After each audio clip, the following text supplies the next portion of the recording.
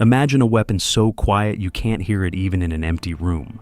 A weapon a soldier hides right inside his sleeve, and the enemy never even understands what happened. November 1942. Occupied Europe. Night fog. A German officer takes 3 steps and drops onto the cobblestones. No sound, no shot. Only one OSS agent melting into the darkness. And on his arm, a metal cylinder still warm beneath the sleeve. This isn't a pistol. This isn't a spy movie trick. This is a real silent weapon, built by American engineers who were given one order: create a tool that kills without sound and without any chance to miss. But there's a problem. This weapon gives only one shot, one chance, one strike at the enemy, or death for the agent himself. And everyone who held it knew. Failure was not an option. There would be no second chance. Why was this weapon so deadly for the enemy, and so terrifying for the men who had to use it? Who created it? And why did most documents about it disappear after the war? And the biggest question, can one silent bullet change the course of an entire mission, or doom the agent who fires it? November 1942. A cobblestone street in Brussels cuts through the fog like a vein through pale flesh. The air tastes of coal smoke and rain. 2 o'clock in the morning. The city sleeps under curfew. Its windows dark, its alleys silent except for the irregular rhythm of German patrols. Hauptmann Ernst Richter walks alone. This is his mistake. He's 40 meters from the checkpoint, close enough to see the glow of cigarettes where 2 sentries wait, stamping their boots against the cold. Close enough to feel safe. He adjusts his cap, checks his watch. His breath fogs in the November air, small clouds that dissipate into nothing. Behind him, footsteps. Richter half turns. The figure approaching wears a worker's coat, dark wool, collar turned up against the wind. Just another Belgian trudging home late. The Hauptmann relaxes, keeps walking. The footsteps quicken slightly, close the distance. 10 meters, 5, 3. Richter slows. Something isn't right. The man is too close now, almost beside him. The Hauptmann opens his mouth to bark a challenge, one hand moving toward his holster. A hand grips his shoulder. The barrel presses against his ribs through the coat. One muffled crack. Hauptmann Richter collapses onto the cobblestones without understanding what killed him. The sound, if you could even call it a sound, is no louder than a book closing in an empty library. The sentries 40 meters away don't turn, don't react. One flicks his cigarette into the gutter and laughs at something his companion said. They never hear the shot. The figure in the dark coat keeps walking. Steady pace. Nothing hurried, nothing suspicious. His right arm hangs at his side, and if you looked closely, which no one does, you might see a thin trail of steam escaping from his sleeve. The metal, cylinder hidden there, is still warm. Still smells of burnt powder and brass. By the time the sentries discover Hauptmann Richter's body, the killer is 3 blocks away, and the weapon that killed him has already been disassembled and dropped piece by piece into 3 different storm drains. The Germans will search for weeks. They'll find nothing, because the weapon they were looking for doesn't fit any profile in their intelligence files. It has no manufacturer's mark, no serial number, no conventional trigger, no grip, no sights. By any standard definition, it barely qualifies as a firearm at all. It's something else entirely, a ghost weapon for a ghost war. If you're finding this interesting, a quick subscribe helps more than you know. 3 weeks later, a Gestapo report lands on a desk in Berlin. The language is careful, clinical, but the confusion bleeds through every paragraph. Subject deceased from single gunshot wound to thorax. No witnesses, no shell casing recovered. Estimated range, contact to 2 meters, cause of silence unknown. Weapon type, undetermined. Suspect, unknown. Method, unknown. The officer reading it circles one word 3 times. Silence. That's the part that doesn't make sense. Suppressors exist. The Germans have their own. But even the quietest suppressed weapon still makes noise. A mechanical thump. A sharp hiss of expanding gas. Something the ear can catch. Something that makes sentries turn their heads. This was different. This was a killing that left no acoustic signature at all. As if the bullet had been delivered by a silent hand of God, rather than any tool made by human engineering. The Germans don't know it yet, but what killed Hauptmann Richter wasn't divine intervention. It was American ingenuity. And it was about to change the rules of covert warfare in occupied Europe, because somewhere in a workshop in Washington, D.C., a team of engineers had solved a problem the rest of the world thought was unsolvable. How do you kill a man in absolute silence when he's standing 3 feet away? How do you build a weapon an agent can carry concealed on his body, fire with one hand, and dispose of without leaving evidence?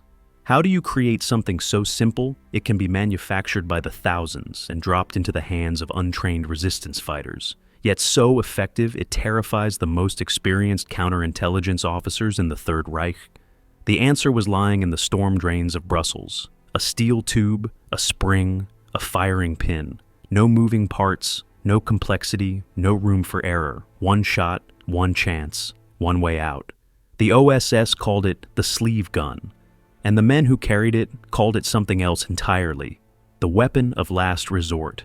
6,000 kilometers west, the war looks completely different.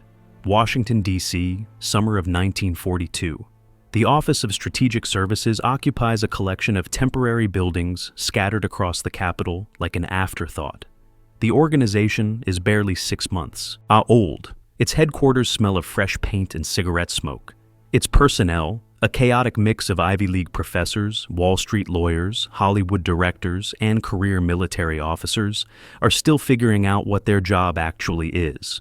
They're America's first centralized intelligence agency, and they're learning the hard way that this war can't be won with tanks and bombers alone.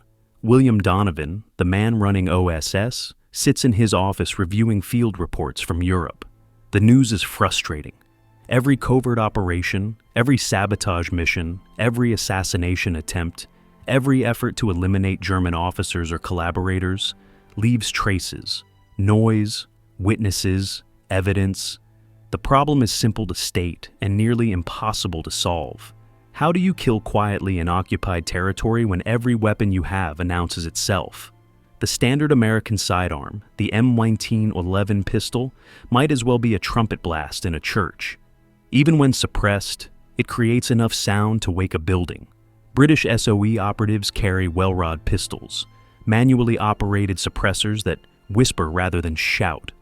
But they're slow to reload, prone to malfunction, and still audible enough to alert nearby guards. Knives are silent, but knives require skill, strength, and several desperate seconds of struggle. A man fighting for his life makes noise. Furniture scrapes, bodies thump against walls. Victims scream if you give them half a second to react. Garrots are quieter, but demand perfect positioning and iron nerves. One mistake, one moment where the target thrashes or breaks free, and the mission collapses into chaos. The field reports tell the same story again and again. Agents exposed, networks rolled up, resistance cells destroyed, all because a single killing created enough noise to draw attention. Donovan circles one report 3 times. A French Maquis operation in Lyon. The target? A Gestapo informant who'd betrayed 17 resistance members to torture and execution. The plan? Eliminate him quietly in his apartment. The execution? A suppressed Welrod fired from 2 meters. The result? Neighbors heard the shot, called German patrols, and the agent barely escaped with his life. The informant survived, the network didn't. Donovan picks up his phone and dials an internal extension. "Get me R&D," he says. "I have a problem for them." The OSS Research and Development Branch occupies a nondescript building in Maryland. To the casual observer, it looks like a civilian warehouse. Inside, it's something else entirely. Part machine shop, part chemistry lab, part movie studio prop department. The men working here aren't typical military engineers. Stanley Lovell, the division chief, came from the peacetime cosmetics industry. His team includes locksmiths, stage magicians, inventors, and at least 2 men who built special effects for Hollywood before the war. They've already created invisible inks, silent explosives, and disguise compasses. They've designed booby-trapped coal lumps to sabotage German trains and fountain pens that fire poison darts. Now, Donovan wants something harder. He explains the problem in a single meeting. "I need a weapon that lets an agent kill a man from contact range without making a sound anyone can hear. It has to be small enough to hide on the body, simple enough that any resistance fighter can use it without training, and disposable enough that it can be abandoned without leaving useful evidence. Lovell writes this down. Then he asks the obvious question. How many shots does it need to fire? Donovan thinks for a moment. 1, he says. If they need 2, they've already failed. The room goes quiet, because everyone present understands what's really being requested. This isn't a pistol. This isn't even a conventional weapon. It's an execution tool, a device for killing at intimate range when failure means capture, torture, and death. One of the engineers speaks up. You're describing something that doesn't exist. Donovan nods. Then build it, he says, and make it silent enough that a man can fire it in a crowded room and walk away before anyone realizes what happened. The assignment seems impossible, but in a windowless workshop in Maryland, 3 engineers start sketching. Within 6 weeks, the first prototype will be tested. Within 6 months, the first sleeve gun will kill its first German officer in occupied Europe, and the men who carry it will learn a truth no training manual can teach. Sometimes the most dangerous weapon isn't the one you fire at the enemy. It's the one you fire knowing there's no second chance. The workshop in Maryland becomes a laboratory for problems that should not have solutions. Stanley Lovell assembles his team on a Tuesday morning in July 1942. 5 engineers, 2 machinists, 1 ballistics expert borrowed from the Army's Aberdeen Proving Ground. They gather around a metal workbench buried under sketches, technical manuals, and 3 German weapons captured in North Africa. Lovell repeats the requirements out loud, as if saying them will help anyone accept how absurd they truly are. Single-shot capability, effective at contact to 3-meter range, concealable on the body, quiet enough that nearby sentries won't react, simple enough for untrained partisans to use, cheap enough to manufacture by the thousands, disposable enough to abandon without compromising an operation. One of the engineers, a former watchmaker named Robert Hesse, laughs. You're describing a pipe with a firing pin, he says. Lovell doesn't smile. Then build me the best pipe with a firing pin that has ever been designed. The room falls silent. Because Hesse is right. Strip away every conventional feature of a firearm. The grip, the trigger guard, the sights, the magazine, the safety mechanisms. And what remains is the absolute minimum. A tube to contain pressure, a pin to strike the primer, and a spring to send. I ate forward. The real question isn't whether they can build such a thing. The real question is whether anyone will survive using it. The first design sessions expose the core problems instantly. Problem 1, sound. Every firearm produces noise from 3 sources: the explosion of powder in the chamber, the mechanical action of moving parts, and the sharp crack created when a bullet breaks the sound barrier. Conventional suppressors address the first 2 by trapping expanding gas in baffles and eliminating unnecessary movement. But they cannot silence a supersonic round. The sleeve gun must use subsonic ammunition, rounds that travel below the speed of sound, trading velocity for silence. The engineers select 32 ACP and 22 long rifle. Both can be loaded subsonic. Both are lethal at contact range. Both fit into a compact barrel design. Problem 2, concealment. The weapon must vanish into clothing, a coat sleeve, a trouser leg, the lining of a jacket. That means no protruding grip, no external hammer, no trigger guard. The user's hand becomes the grip. The firing mechanism must be internal, sealed entirely within the barrel housing. One engineer suggests a knurled metal knob at the rear, something the user can pull to cock the spring. Another proposes a smooth steel tube with only a small recessed firing button. They sketch both versions. They test neither. Not yet. Problem 3, safety. Or rather, the fact that this weapon will barely have any. A design this stripped down cannot include a mechanical safety. There is no space for one. The spring loads, the pin releases, the shot fires. That is the entire mechanism, which means the sleeve gun is dangerous to everyone, the enemy, the user, and anyone standing nearby. Load it, and it is live. Jolt it, and it may fire. Drop it, and someone could die. The engineers debate adding a simple catch to reduce the risk of accidental discharge, but every extra part adds complexity, adds points of failure, adds seconds to the firing sequence when the operator may only have a single second total. Lovell ends the debate. No safety, train the users better. Problem 4, accuracy. At a range of 3 meters, accuracy matters less than reliability, but the weapon still has to hit whatever it points at. Rifling the barrel would improve precision, but increases manufacturing time and cost. The engineers settle on a smoothbore barrel, a cylindrical projectile, and a doctrine that treats the weapon as a contact range tool. If you are close enough to touch the target, you are close enough to hit it. By the end of the first week, the design exists on paper. A steel tube 10 inches long, 3/4 of an inch in diameter, a compressed spring driving a fixed firing pin, a knurled cocking knob at the rear, a single round loaded from the muzzle end, no sights, no safety, no moving parts beyond the spring and pin. Total weight, 6 ounces. Total manufacturing cost, $3. Total shots before disposal, 1. Hesse lifts the sketch and studies it. "This is the crudest weapon I've ever designed," he says. Lovell nods. "Then it's perfect," he replies. "Crude means simple, simple means reliable, and reliable means our people come home." The first prototype is machined the following Monday. The first test firing takes place on a Wednesday at an outdoor range in rural Maryland. The engineers load a 32 ACP round, aim at a target 3 meters away, pull the cocking knob, press the firing button. The sound is barely louder than a hand clap. The bullet punches straight through the target's center mass. Nobody speaks for 5 seconds. Then Lovell lifts the telephone and calls Washington.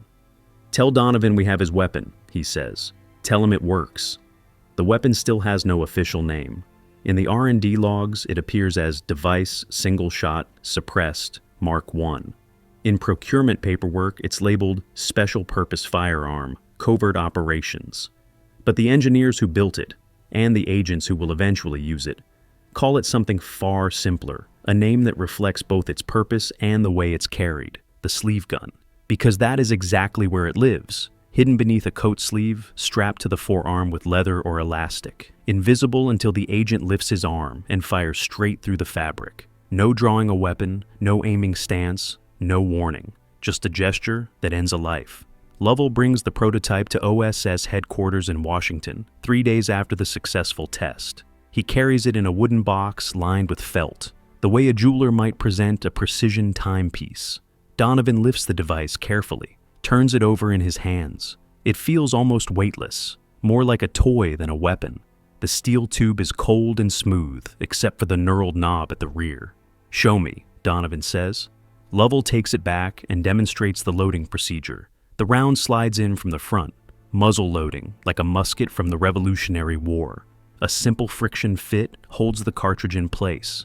Then the user grips the knurled knob and draws it backward against the spring until it locks. The weapon is now cocked, ready, lethal. A small button protrudes near the rear. Press it, the spring releases, the firing pin lunges forward, and the gun discharges. That is the entire operation. "How loud?" Donovan asks. "Quieter than a car door closing," Lovell replies. "We tested it inside a warehouse. Observers standing 50 feet away didn't identify it as a gunshot. One thought someone dropped a book." Donovan nods slowly. He's thinking of field failures, missions compromised, agents killed because a single noise gave them away. "Range?" he asks. "Effective to 3 meters, possible to 5. Anything beyond that, accuracy collapses completely. This is not a sniper's tool. It's an execution device." Donovan doesn't react to the word execution, because that is the truth behind the sleeve gun.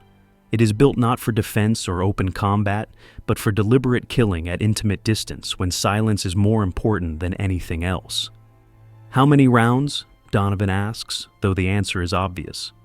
"1," Lovell says. "Fire it and discard it. Manufacturing costs are $3. An agent's life costs far more than that. We can afford to treat these as disposable." Donovan sets the weapon on his desk, studies it. This crude steel tube represents a shift in covert warfare. For the first time, OSS can give resistance fighters and deep cover operatives a weapon that won't betray them the moment it's used. But the idea carries a darker shadow. "What happens if they miss?" Donovan asks quietly. Lovell hesitates. The team in Maryland has already faced this question. Run the numbers. Considered the grim mathematics of single-shot weapons.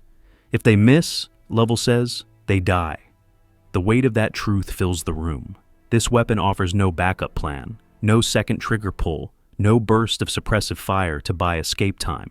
The agent gets one chance, one movement, one shot upon which the mission, the network, and their own life depend. And if the target stays standing, if the cartridge misfires, if the mechanism jams, if the agent's hand trembles at the wrong moment, the enemy has 3 seconds to draw a conventional pistol holding 8 rounds and fire something loud enough to alert every German soldier within 2 city blocks. Donovan understands the stakes. He is sending people into occupied territories with a device that resembles a suicide pact. Use it perfectly and you might escape. Use it imperfectly and you've announced yourself to the world while holding an empty tube. Who do we give these to? Donovan asks. Lovell has the answer ready. To people who understand the mission, he says. Agents trained for close quarters work, resistance fighters conducting targeted eliminations, anyone operating where silence is the primary requirement. Donovan picks up the sleeve gun again, feels the strange, deceptive lightness of it, imagines the moment, the last 3 steps toward a target, the rising arm, the muted crack, the collapse of a body. How many can you produce? He asks. As many as you need, Lovell says. We can scale up within 2 weeks, first batch of 500 units, then 1,000 each month if field tests go well, Donovan decides. Build them, he says, and start training instructors. Nobody goes into the field with this until they understand exactly what they're carrying. He sets the sleeve gun down with finality. They need to know this isn't a pistol, Donovan says. It's a promise. 1 shot, 1 kill, no second chances. The order goes out that afternoon. Production begins within the week. And in Maryland, a new kind of training program starts to take shape, one that will teach men how to kill at arm's length and live with the memory for the rest of their lives. The final production model arrives 6 weeks later. It weighs exactly 6 ounces, measures 10¼ inches from muzzle to cocking knob. The barrel diameter, 0.75 inches. Every dimension chosen for a specific tactical reason. Every ounce of weight calculated against the need for concealment. The engineers deliver the first production batch to OSS headquarters in wooden crates marked machine parts, precision tools. Inside, wrapped in oiled cloth, lie 200 sleeve guns, each one identical, each one tested, each one capable of killing a man before he understands what's happening. Lovell brings one to the training facility and disassembles it on a table in front of the first group of OSS instructors. The weapon breaks down into 5 components. The barrel, a seamless steel tube, cold rolled and heat treated. Smoothbore, no rifling grooves, no lands, nothing to impart spin to the projectile. At contact range, spin doesn't matter. What matters is the round leaving the barrel and entering the target before physics or human reaction time can interfere. The interior diameter matches the ammunition precisely. 0.32 inches for the 32 ACP variant. 0.22 inches for the 22 long rifle version. No slop, no room for gas to escape around the bullet. Every bit of expanding pressure drives the projectile forward, maximizing velocity while minimizing noise. The spring, compressed steel, 60 pounds of tension when fully cocked. It sits inside the barrel tube, taking up the rear third of the weapon's length. When released, it drives the firing pin forward with enough force to detonate any standard primer, even in cold weather, even with damp ammunition, even after the weapon has been submerged in water. Reliability is everything. The spring never fails. In testing, engineers fired 500 consecutive rounds without a single misfire. The spring compressed, released, struck true every single time. The firing pin, a hardened steel rod, needle pointed at the front, blunt at the rear where the spring drives it. It travels through a machine channel in the barrel's rear plug, perfectly aligned with the cartridge primer. When the trigger button releases the spring, the pin moves forward 3/4 inch, enough to crush the primer, enough to ignite the powder, not enough to pierce through and damage the mechanism. The cocking knob, a knurled steel cylinder at the weapon's rear.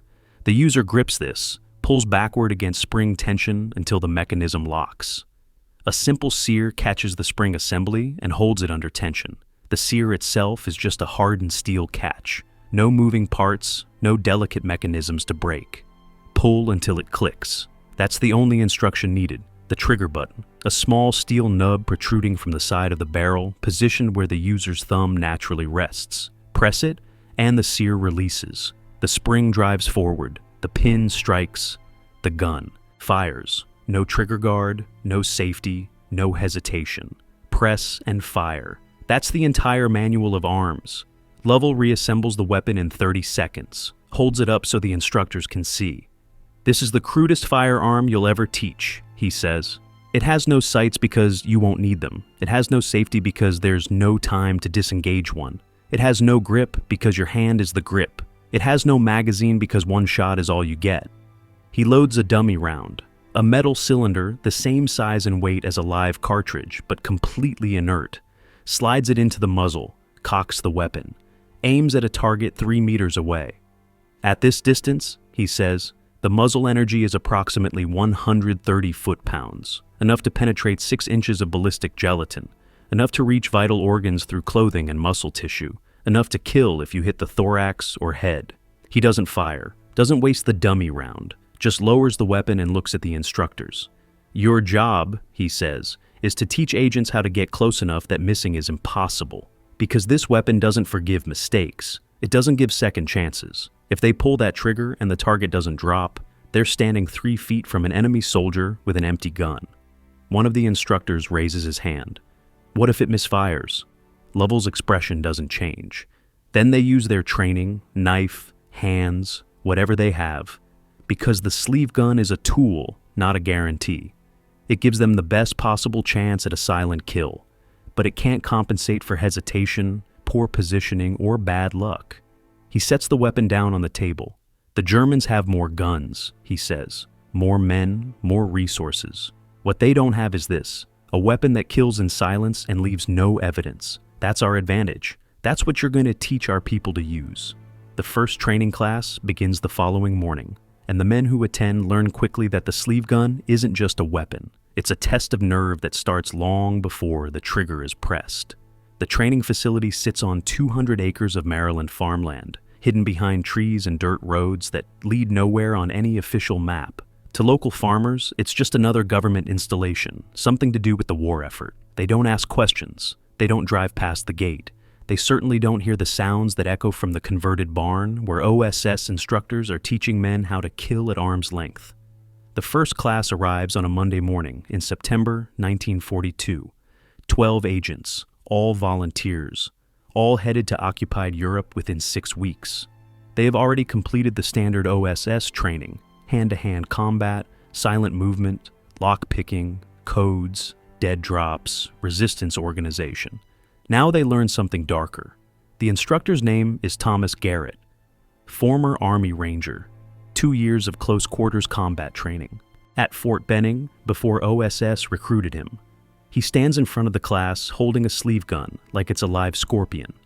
"Forget everything you know about firearms," he says. "This weapon breaks every rule you've ever learned. You don't aim it. You don't brace for recoil. You don't acquire a sight picture. You point it at what you want to kill, and you press the button." He loads a .32 ACP round, cocks the weapon. The click of the sear engaging is the loudest sound in the room. "Effective range is 3 meters, Garrett continues. "Optimal range is contact to 1 meter. Beyond 3 meters, you're gambling. The round might hit, might not.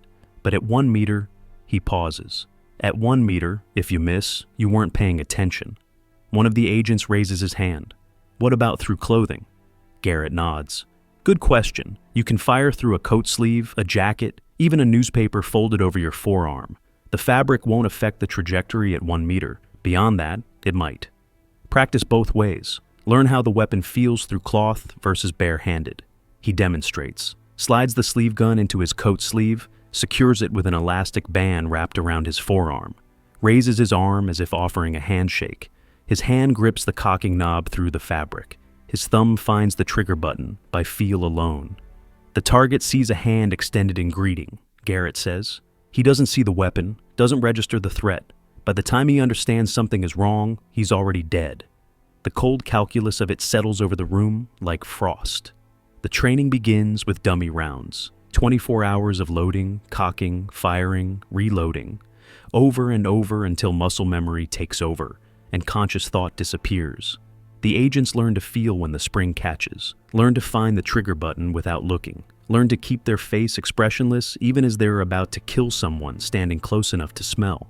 By the second day, they move to live ammunition. The range is set up inside the barn. Man-sized targets at 1 meter, 2 meters, 3 meters. Each target wears a German uniform, tunics purchased through Swiss intermediaries, authentic down to the collar insignia and button placement. The instructors want the agents to practice shooting at something that looks exactly like what they'll face in the field. No paper silhouettes, no abstract shapes. Real uniforms on real human dimensions. The first agent steps up, loads his round, cocks the weapon, raises his arm toward the 1 meter target. His hand shakes, just slightly, barely visible, but Garrett sees it. "Stop," Garrett says quietly. The agent freezes. "You're thinking about it," Garrett says. "Don't. You're not shooting a target. You're completing a mission. The moment you hesitate, the moment you think about what you're doing, you've already failed. Reset." The agent lowers his arm, breathes, raises it again. This time his hand is steady. He presses the button. The muffled crack echoes through the barn, no louder than a hand clap, exactly as promised. The target rocks backward, the round punched through the center mass, right where a man's heart would be. "Again," Garrett says. They drill for 6 hours, 12 agents, 50 rounds each. 600 individual kills at ranges from contact to 3 meters. By the end of the day, every agent understands the weapon's capabilities and its limitations. At 1 meter, it's lethal. At 2 meters, it's reliable. At 3 meters, it's a gamble. Beyond 3 meters, it's a prayer. But the physical training is only half the program. On the third day, Garrett brings them into a smaller room. Dim lighting, a single chair in the center. He positions one agent in the chair, positions another standing behind it, sleeve gun loaded and ready. "You're going to practice the execution profile," Garrett says, "because that's what this weapon is designed for. Not combat, execution. You'll approach from behind, place the muzzle against the base of the skull, fire once. The target dies before he knows you're there. The silence in the room becomes absolute." "I know what you're thinking," Garrett continues. "This isn't honorable combat. This isn't war the way you imagined it. But here's the truth. The man you kill this way would torture you for days if he caught you. He'd dismantle your network, execute your contacts. The informant you eliminate will have sent dozens of resistance fighters to their deaths. This isn't murder. This is justice delivered in silence." The agent in the chair sits perfectly still. The agent behind him raises the sleeve gun, presses the muzzle against the back of the other man's head, gently, carefully, the metal cold against skin. 5 seconds pass. 10. The agent's hand begins to shake. Garrett watches, says nothing, lets the moment stretch until it becomes unbearable. "Lower the weapon," he finally says. The agent does. His face is pale. Sweat beads on his forehead despite the cool air.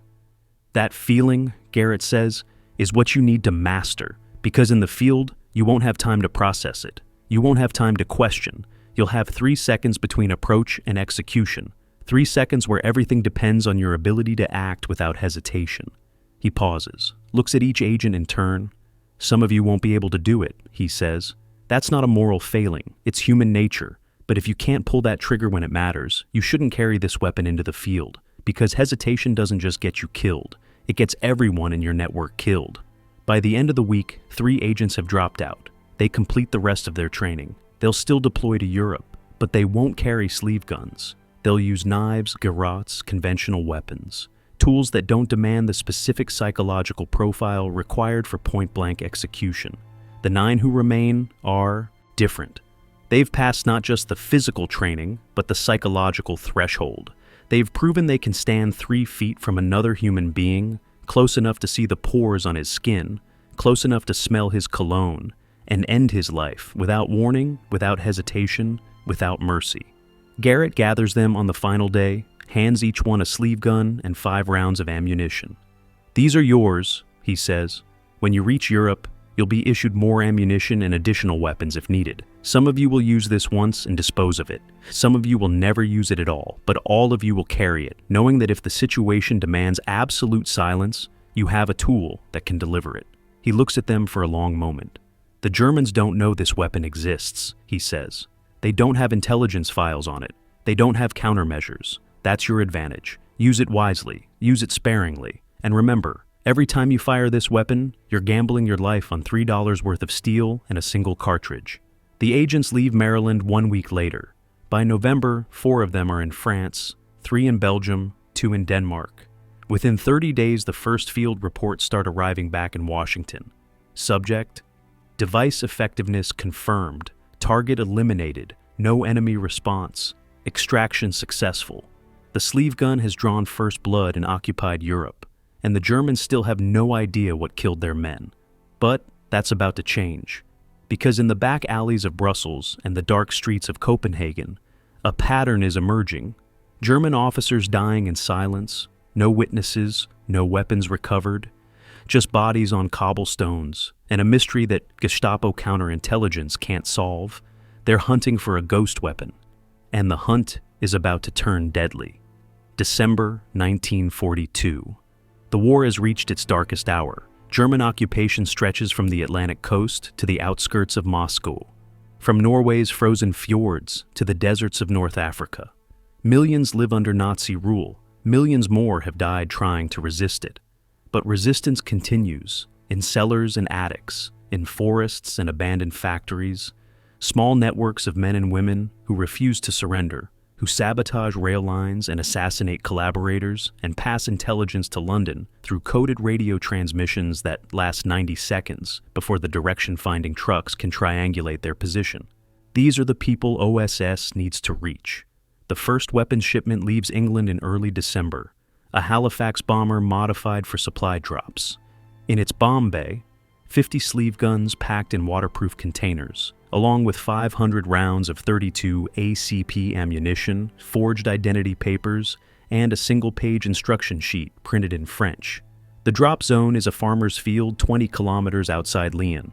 The reception committee, 4 Maquis fighters, wait in the darkness, listening for the sound of engines. Midnight comes and goes. Then, at 12:43, they hear it, the low rumble of a 4-engine bomber flying without navigation lights. 3 parachutes blossom in the moonlight. The containers hit Earth. The fighters retrieve them, collapse the parachutes, and disappear into the woods before German patrols can respond to the sound. By dawn, the containers are hidden in a barn 30 kilometers away. By nightfall, the sleeve guns are distributed to 3 separate resistance cells. The instructions are simple, almost brutally so. Load round from muzzle, pull rear knob until click, press side button to fire. Effective range, 3 meters. Use once and discard. Do not attempt to reload in the field. No diagrams, no technical specifications. Just the minimum information needed to turn a steel tube into a killing tool. The French resistance leader examining the first weapon, a former postal clerk named Mitchell Beaumont, holds it up to the light, turns it over, tests the weight. It feels like a piece of pipe stolen from a plumbing shop. Crude, almost insulting in its simplicity. "This is what the Americans send us?" one of his men asks. Beaumont loads a round, cocks the weapon, aims at a wooden beam 3 meters away, presses the button. The muffled crack barely registers. The round punches through the wood and embeds itself in the stone wall beyond. Beaumont stares at the weapon for a long moment. "This," he says quietly, "changes everything." Within 2 weeks, similar drops occur across occupied Europe. Belgium receives 30 weapons. Denmark gets 20. Norway receives 15, modified for cold weather operation. Each shipment includes ammunition and the same stark instruction sheet. The resistance networks adapt quickly. They identify targets that require silence. Gestapo informants who live in apartment buildings where gunshots would wake neighbors. Collaborationist police who patrol alone at night. Low-level German administrators who walk predictable routes between office and home. These aren't the high-value targets that conventional operations pursue. These are the everyday functionaries of occupation, the clerks who process deportation orders, the translators who interrogate prisoners, the local officials who compile lists of Jews and communists and resistance sympathizers. Killing them doesn't change the strategic situation, doesn't slow the German war machine, doesn't liberate territory or destroy materiel, but it creates something else, something the Germans can't quantify or counter: fear. Because for the first time since occupation began, collaborators and low-level German personnel start dying in ways that make no sense. In crowded cafes where nobody heard a shot. On quiet streets where sentries stood 50 meters away and heard nothing. In their own apartments where neighbors insist no sound disturb the night. The pattern spreads. Lyon, Brussels, Copenhagen, Amsterdam, Oslo, men die in silence. The networks responsible vanish before investigations can begin. The weapons used leave no forensic evidence, no shell casings, no distinctive rifling marks, no manufacturer stamps, just bodies and silence. And a growing realization in Gestapo headquarters that something new has entered the shadow war, something they don't understand and can't predict. January 1943, Brussels. A Gestapo informant named Eduard Klaus walks home from his favorite cafe. He's careful, always careful, varies his route, checks for surveillance, carries a pistol in his coat pocket. He knows the resistance wants him dead. He's identified 17 members in the past 4 months, and 12 of them died in Gestapo cellars. But tonight, his caution fails him. A figure emerges from a doorway, asks for a light. Klaus reaches for his matches. The man steps closer. Too close. Klaus realizes his mistake 1 second too late. The hand extended toward him holds something metallic. The muzzle presses against his ribs. He opens his mouth to shout. The sound is no louder than a book dropping. Klaus collapses. The resistance fighter, a Belgian railway worker named Henri Dubois, keeps walking, steady pace, nothing hurried. The sleeve gun slips from his hand into a storm drain. By the time German police find Klaus bleeding on the pavement, Dubois is 2 kilometers away, drinking coffee in a safe house, hands still shaking from adrenaline. The weapon worked perfectly. The mission succeeded. 17 resistance members avenged, but not every story ends this way. 3 weeks later, Copenhagen. A Danish SOE agent named Lars Petersen waits in an alley near the German naval headquarters. His target, a Kriegsmarine officer who authorized the execution of 6 Danish fishermen caught running supplies to Sweden. Petersen has memorized the officer's schedule, knows he walks this route alone every Tuesday evening at 7 o'clock. The sleeve gun is loaded and cocked, hidden in his coat sleeve. Everything is ready. 7 o'clock arrives. The officer appears right on schedule. Petersen steps out, extends his hand as if to ask directions. The officer stops, slightly annoyed but willing to help. Petersen raises his arm, positions the muzzle, presses the trigger button. Nothing happens. The spring doesn't release. The sear is jammed, a microscopic piece of lint or a grain of sand caught in the mechanism. The officer sees the strange motion, sees Petersen's face change from calm to panic, reaches for his sidearm. Petersen runs. The officer fires 3 shots, misses all 3, but the sound brings German patrols running from 2 directions. Petersen makes it 4 blocks before they corner him in a warehouse. He fights, dies with a knife in his hand rather than surrender for interrogation. The jammed sleeve gun is recovered from his body, shipped to Berlin for analysis. The first example of the weapon German intelligence has captured intact. The secret is out. And then there are the accidents. March 1943, Lyon, a Maquis safe house. 6 resistance fighters meeting to plan a railway sabotage operation. One of them, a teenager named Philippe who joined the resistance 3 months earlier, carries a loaded sleeve gun in his jacket pocket. He's never fired it, never even cocked it, just carries it as insurance, something to make him feel less vulnerable during clandestine meetings. He pulls out a folded map. His hand catches the jacket lining. The sleeve gun tumbles out, hits the floor. The impact triggers the firing mechanism. The round discharges into the ceiling. Plaster rains down. Everyone freezes. For 5 seconds, nobody moves. Nobody breathes. They wait for the sound of boots on the stairs, for German police bursting through the door, for the operation to collapse into gunfire and arrests. Nothing happens. The apartment above is empty. The neighbors didn't hear or didn't care. The round buried itself in a wooden beam and stopped. Philippe picks up the sleeve gun with shaking hands.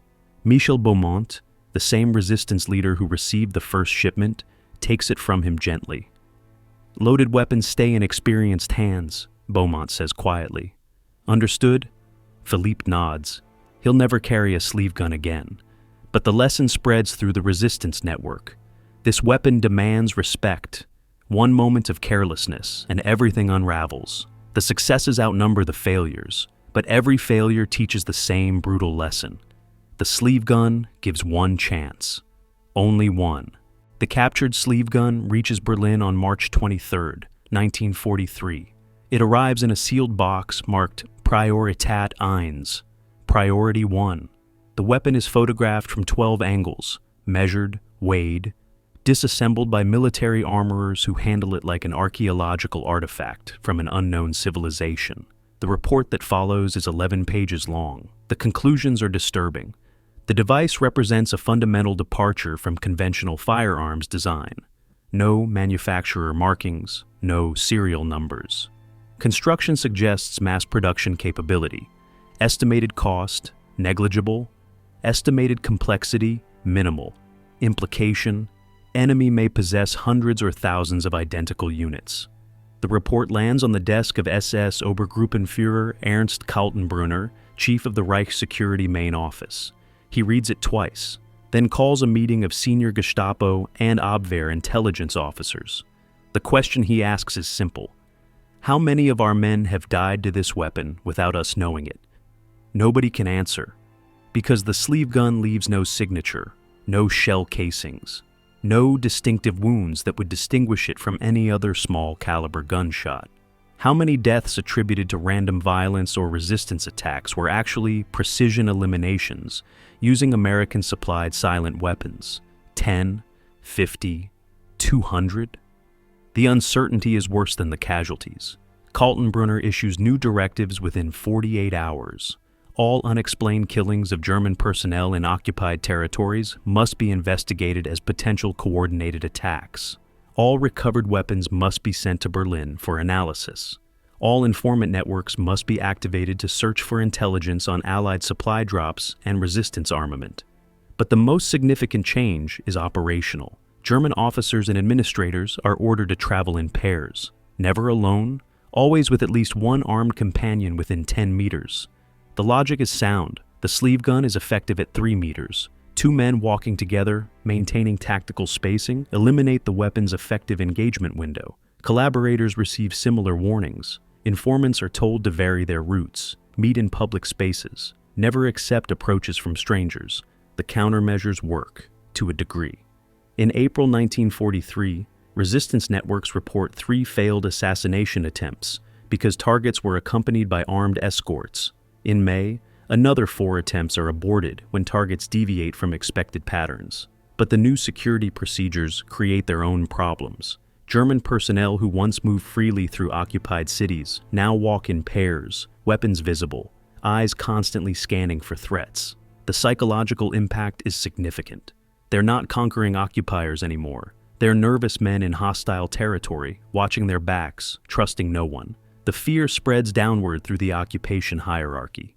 Lower-level collaborators, the translators, the clerks, the police auxiliaries, can't afford armed escorts. They walk alone because they must, and they die alone because the resistance knows they're vulnerable.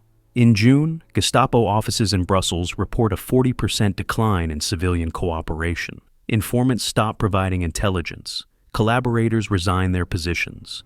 The machinery of occupation becomes less efficient, grinds slower, requires more German personnel to compensate for the loss of local support.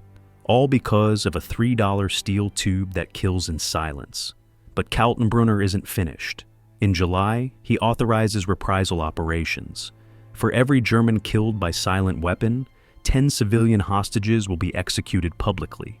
The policy is brutal, designed to break the resistance's will by making every assassination carry an unbearable cost. The first reprisal happens in Lyon. A Gestapo sergeant dies from a close-range gunshot. No shell casing recovered. No witnesses, suspected sleeve gun attack. German troops round up 20 French civilians at random, line them against a wall, execute them in the town square while the population watches. The message is clear. Your silence has a price. Michel Beaumont hears about the executions 3 hours later, sits in a dark room and stares at the sleeve gun he used to kill the sergeant. 20 innocent people dead because he pulled a trigger. But he doesn't stop. Can't stop. Because if the resistance surrenders now, every death, every execution, every torture victim, every person who died resisting becomes meaningless. The shadow war continues. More carefully now, more strategically, but it continues. And the sleeve gun remains in play, hidden in coat sleeves and jacket linings across occupied Europe. A weapon the Germans fear but cannot eliminate. A tool the resistance uses knowing the cost. The reports that reach OSS headquarters in Washington tell only half the story. Target eliminated. Mission successful. Agent extracted safely. Clean language, clinical assessment. No mention of what happens after the gunshot, after the body falls, after the agent walks away into the darkness with the smell of burnt powder still clinging to his sleeve. No mention of the dreams that follow. Henri Dubois, the Belgian railway worker who killed the informant Edouard Claus in January, returns to England in August 1943. His network compromised, his cover blown. Evacuated through the underground railroad of safe houses and fishing boats that ferry burned agents back across the channel. He sits in a debriefing room in London and answers questions about resistance operations, German troop movements, railway schedules, supply routes. The OSS officer asks about the sleeve gun, whether it performed as designed. Yes, Dubois says. It worked. The officer makes a note, asks if Dubois encountered any mechanical problems. No, Dubois says. No problems. The officer closes his notebook, thanks Dubois for his service, tells him he'll receive a commendation, asks if he needs anything. Dubois shakes his head. What he needs, what he'll never ask for, is a way to forget the feeling of pressing a gun barrel against another man's ribs. The fraction of a second when Edouard Claus realized what was happening. The sound, not the gunshot, but the smaller sound that followed, of a body hitting cobblestones. He remembers Claus's face. Will always remember it. Sees it when he closes his eyes. Sees it in crowds on London streets when a stranger's profile triggers the memory. The OSS psychologist who evaluates him 3 weeks later notes, subject exhibits signs of acute stress, nightmares, hypervigilance, recommends extended leave before reassignment. Dubois never returns to active operations. Spends the rest of the war translating documents in a basement office where the only violence is ink on paper. The same pattern repeats across a dozen agents. Thomas Chen, an American OSS operative of Chinese descent who used a sleeve gun to eliminate a Vichy informant in Marseille, returns to Washington in October, completes his debriefing, requests immediate reassignment to the Pacific Theater. Anything but covert work, he tells his commanding officer. I'll jump out of planes, I'll crawl through jungles. Just don't send me back to killing people who don't see it coming. The request is granted. Chen parachutes into Burma 3 months later. Dies in conventional combat, rifle in hand, enemy in front of him. A death that feels cleaner somehow than the silent execution in Marseille. Not everyone breaks. Michel Beaumont continues operating in France until liberation. Uses the sleeve gun 4 more times. Kills a milice captain, 2 Gestapo auxiliaries, and a French police inspector who collaborated in the deportation of Jewish families. He never hesitates. Never questions. The moral calculus is simple in his mind. Every collaborator he eliminates is one less person sending innocents to death camps. After the war, a journalist asks him about the resistance, about the killings, whether he feels guilt. Beaumont's answer is quiet but firm. I feel nothing for the men I killed. They chose their side. They knew the risks. What I feel is for the 20 civilians executed in reprisal. Those deaths belong to me. I carry them. I'll carry them until I die. He lives another 43 years, never speaks about the sleeve gun again.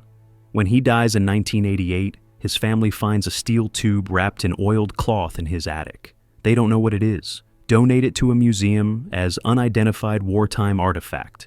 The museum curator recognizes it immediately. OSS Sleeve Gun. Serial number filed off. One of fewer than 30 surviving examples. The placard beside it reads, silent weapon used by resistance fighters in occupied Europe, highly effective at close range. Production estimated between 2,800 and 14,000 units. Exact number unknown. What the placard doesn't say, what no museum display can convey, is the psychological cost, the weight that settles on a man's soul when he kills someone standing close enough to touch. The distance measured not in meters, but in heartbeats. 3, maybe 4, between the moment of decision and the moment of death. That weight never appears in after-action reports, never gets quantified in the tactical assessments. But every agent who carried the sleeve gun understands it, lives with it. Some bury it beneath layers of rationalization and necessity. Others let it consume them slowly, one sleepless night at a time. The weapon gave them the ability to kill in silence, but it couldn't give them the ability to forget. May 8th, 1945. Victory in Europe. Church bells ring across liberated cities. Soldiers embrace in the streets. The war that consumed a continent for 6 years finally ends with German surrender. And in the chaos of victory, thousands of weapons simply disappear. The sleeve gun, never officially documented in standard military inventory systems, vanishes more completely than most. Resistance fighters who carried them throw them into rivers, bury them in gardens, hide them in walls. Some keep them as souvenirs. Others destroy them deliberately, erasing evidence of actions that seem necessary during war, but might appear as murder in peacetime courts. OSS officially dissolves on October 1st, 1945. President Truman signs the order. The organization that built the sleeve gun, trained the agents, coordinated the supply drops, gone overnight. Personnel scatter to civilian life, or transfer to military intelligence units. Files are boxed. Warehouses are emptied. Equipment is cataloged, stored, or destroyed, according to regulations that nobody fully understands.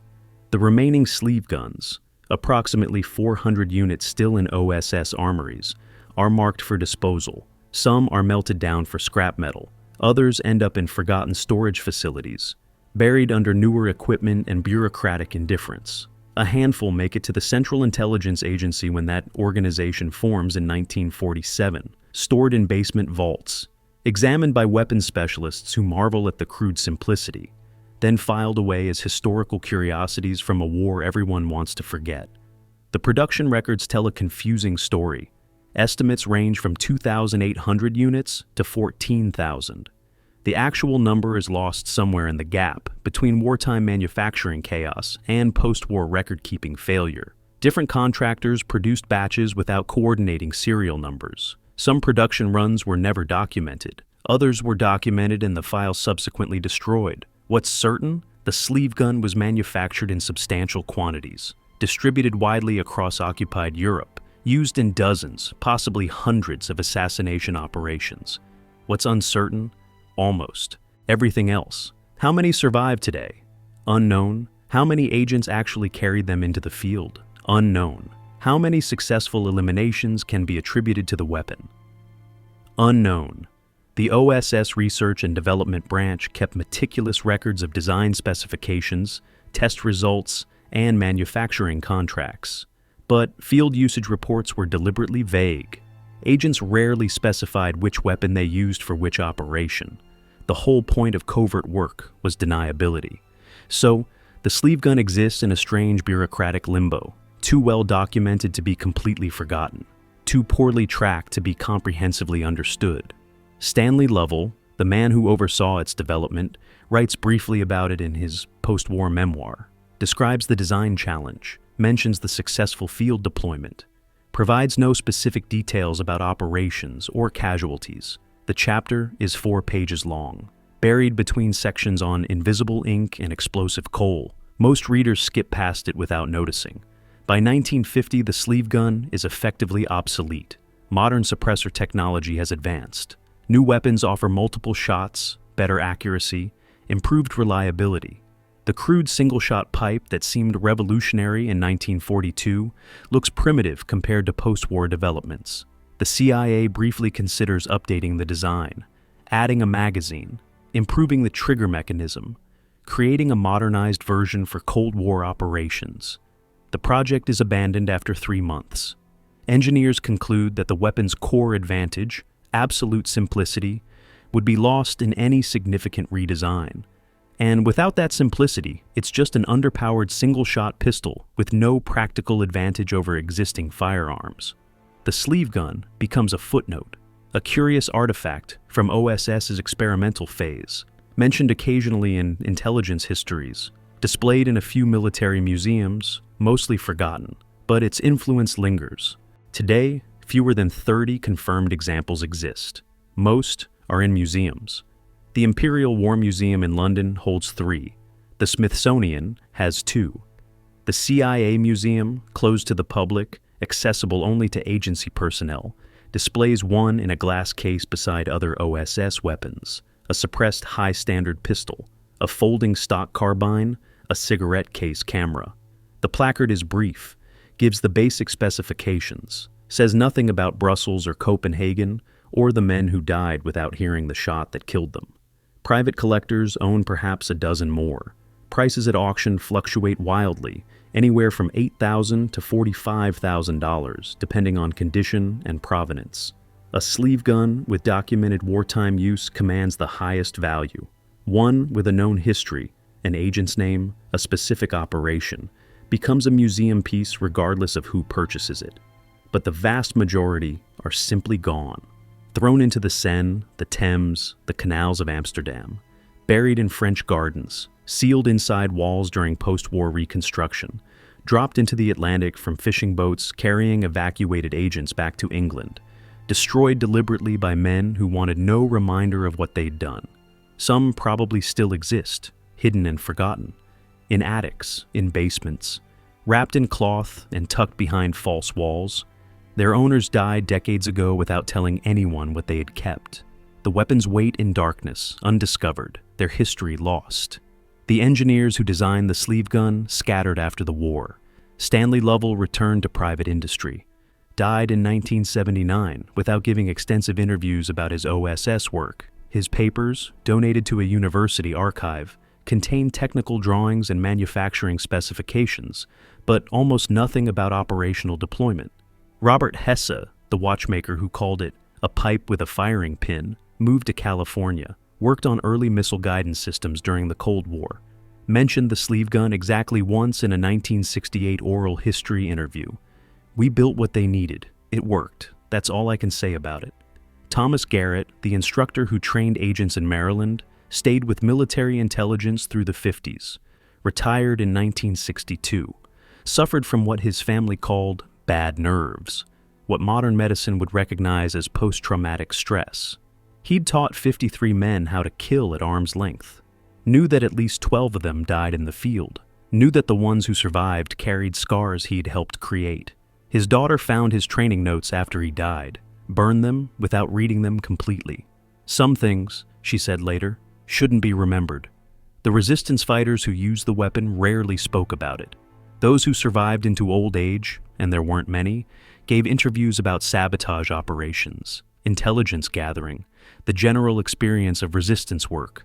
But when researchers asked specific questions about silent weapons or close-range eliminations, the answers became vague. "We did what was necessary. I don't remember the details. That was a long time ago." The reluctance wasn't about operational security. By the 1980s and 90s, classified restrictions had long expired. The truth was simpler and darker. They didn't want to remember, didn't want to explain to grandchildren how they'd pressed a gun against a man's spine and pulled the trigger while looking at the back of his head. Some things resist historical documentation, not because they're secret, but because they're unbearable. Michael Beaumont's daughter, sorting through his effects after his death, found the sleeve gun in the attic. Also found a small notebook.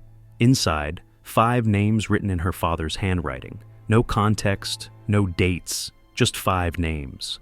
She donated the weapon to the museum, kept the notebook, never looked up the names, never wanted to know whether they were the men her father killed or the civilians executed in a reprisal. Some questions are better left unanswered. The sleeve gun exists now primarily in fragments, museum displays, auction catalogs, brief mentions in histories of OSS operations, a paragraph in books about World War II espionage. But its legacy runs deeper than the surviving examples suggest.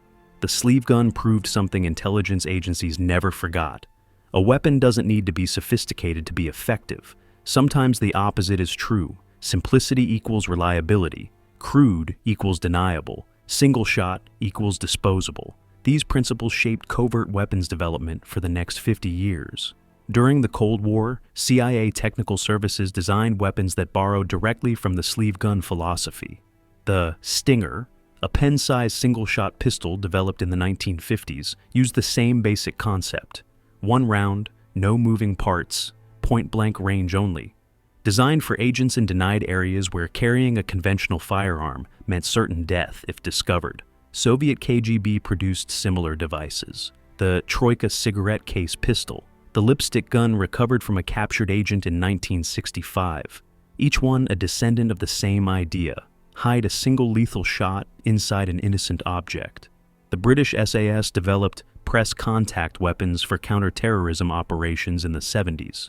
Weapons designed to be pressed directly against a target before firing, eliminating any chance of missing, ensuring the shot stays subsonic and contained. All of them trace their conceptual lineage back to a steel tube built in a Maryland workshop in 1942. Modern suppressor technology made the sleeve gun obsolete mechanically, but not philosophically. Intelligence agencies still train operatives in contact range shooting, still emphasize the tactical value of weapons that don't announce themselves, still understand that in certain situations, hostage rescue, close quarters counterterrorism, covert elimination, silence matters more than firepower. The specific techniques evolved, the technology improved, but the fundamental truth remained.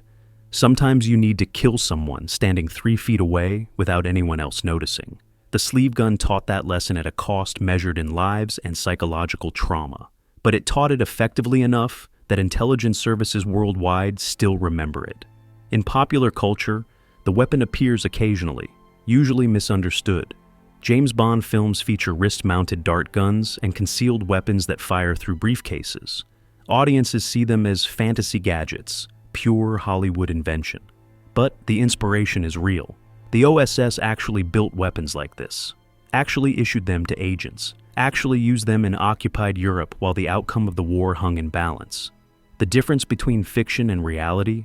Bond never hesitates, never misses, never spends the rest of his life remembering the face of the man he killed at arm's length. The real agents who carried the sleeve gun knew better. They understood that every use of the weapon, successful or failed, carried a weight that outlasted the war. Some carried that weight with quiet dignity. Others collapsed beneath it, but none of them forgot. Because a weapon this intimate leaves marks that no amount of time can erase. The museum curator who examined it confirmed the identification immediately. OSS Sleeve Gun, 32 ACP variant, serial number partially filed away but still partially visible. Condition, good. Evidence of use, yes. Faint scratches inside the barrel consistent with multiple firings. The curator asked if the family knew how many times it had been fired. They didn't. And by then, no one alive could answer that question. The weapon sits in a museum now. Climate-controlled display case, soft lighting, a small placard explaining what it is and when it was used. Visitors walk past without stopping. It looks unremarkable. Just a steel tube. Nothing dramatic. Nothing that suggests the lives it took or the lives it changed. But that's always been the sleeve gun's nature. Unremarkable, ordinary, a weapon designed to hide in plain sight until the moment it killed someone. The final assessment comes not from historians or weapons experts, but from the men who understood its true cost. Thomas Garrett, the instructor who trained agents in Maryland, wrote a single sentence about it in his private journal, discovered after his death. I taught 53 men how to kill in silence. I wonder if any of them found silence afterward. Henri Dubois, the Belgian railway worker who killed Edouard Claus, gave one interview late in life. The researcher asked if he regretted using the sleeve gun. Dubois was quiet for a long time, then said, I regret that it was necessary. I regret what followed. But I don't regret the choice I made, because the alternative was surrender. And surrender meant death for everyone I loved. Miko Beaumont, who killed 5 men and carried the guilt of 20 executed civilians, left no written reflection. But his daughter remembered something he told her once, late in his life, After too much wine and too many memories, a weapon doesn't need to be loud to leave an echo. The quietest ones echo the longest. November 1942 to May 1945. 30 months of covert warfare. Thousands of weapons produced, hundreds distributed, dozens used in operations that will never be fully documented. The sleeve gun gave OSS agents and resistance fighters a tool they desperately needed. A way to strike at the enemy without triggering immediate retaliation. A weapon that killed in absolute silence when silence meant the difference between mission success and catastrophic failure. But it demanded a price, measured not in dollars or manufacturing complexity, but in psychological weight. In nightmares and memories that couldn't be suppressed like the weapons report. In the moral burden of killing someone close enough to hear them breathe. Some men paid that price willingly, considered it their duty, their contribution to defeating fascism. Others paid it and spent the rest of their lives trying to forget. But all of them understood one truth that transcends moral debate and historical analysis. A weapon doesn't need to be loud to change history. Sometimes the quietest weapons leave the deepest scars, on the men who fired them, on the men who died to them, and on the shadow war that required such weapons to exist. Fade to black. Archival footage. A single sleeve gun in a museum display case. The camera holds on it for 5 seconds, then cuts to fog rolling through empty European streets at night. The same streets where men once died in silence. The same darkness where agents once melted away after pulling a trigger no one heard. The echo remains. Even after 75 years, even after everyone who carried the weapon has gone, some silences are louder than gunfire.